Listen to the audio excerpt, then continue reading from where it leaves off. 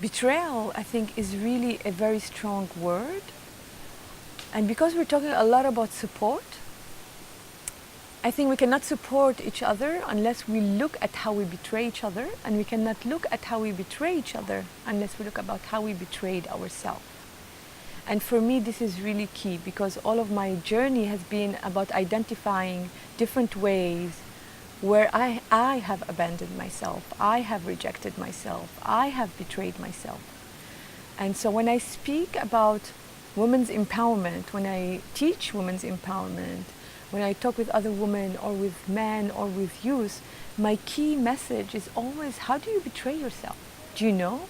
And for most people, it's a shocking question and very uncomfortable.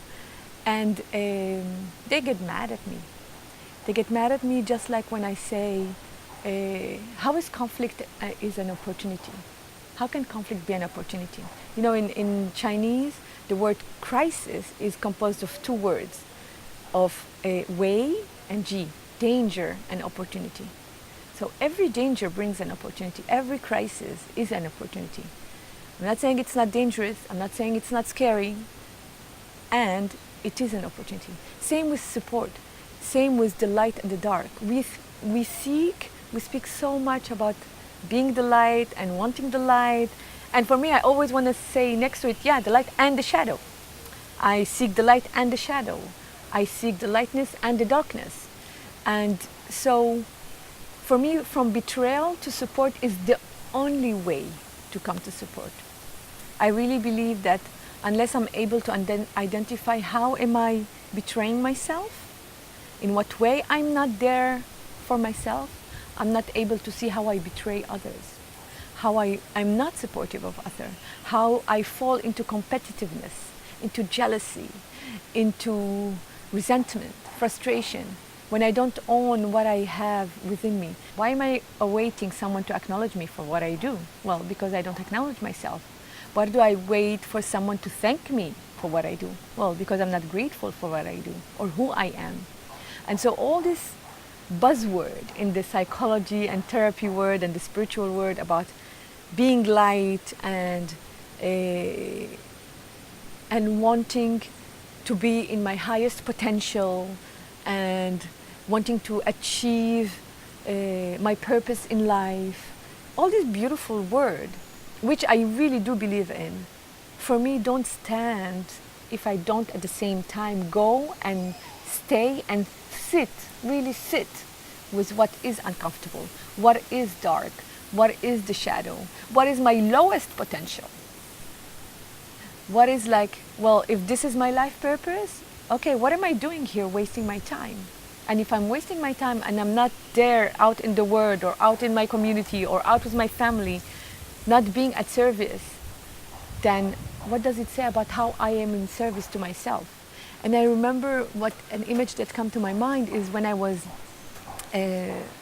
just had my baby, my second baby, and I was in the jungle and really feeling frustrated about not being out in the world and doing the work I do.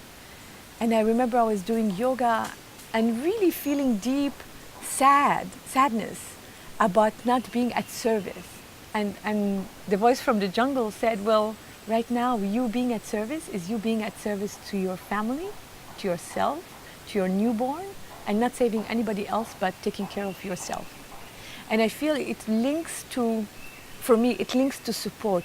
We so expect from ourselves to support each other and support our family and care for our family that we don't see how sneaky it is that we don't support each other, that we don't support ourselves, that we don't take care of ourselves. I will take care of you and I would expect you to take care of me.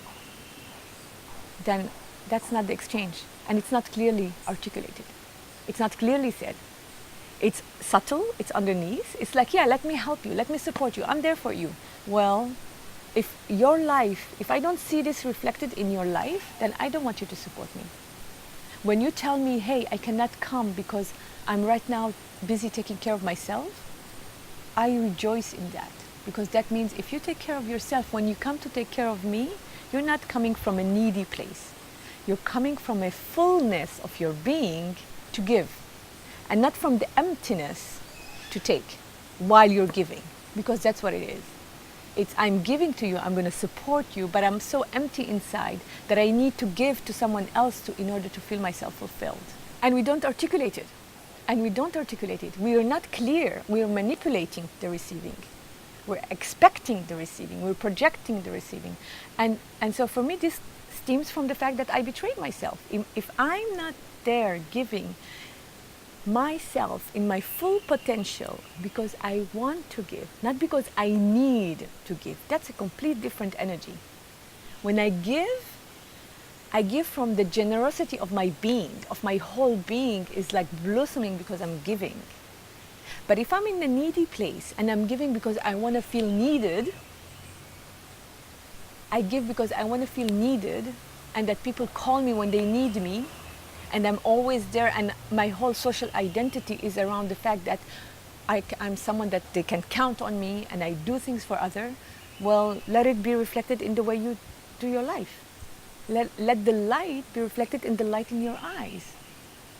Let all this brilliance be reflected in what you do in your daily life with your kids, when you're doing breakfast, when you're cleaning the kitchen, you know?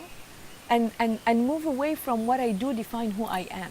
What I do doesn't define who I am. What I do, I do. It stops there. Who I am is the light and the shadow, is a human being, is a spiritual being having a human experience, whatever you want to define it, but it's my being. And that's being in integrity. That's being in my true authenticity and vulnerability. When someone come and ask for help and you say, you know what, I would love to help you, I would love to support you, but right now I'm not available. I'm not available because I'm tending to something else. I'm tending to myself. But in our society, if you say that, oh my God, she's so egoistic and full of herself. I think if we would be a bit more egoistic, we would have more people generous with each other. Because then it comes from a healthy ego.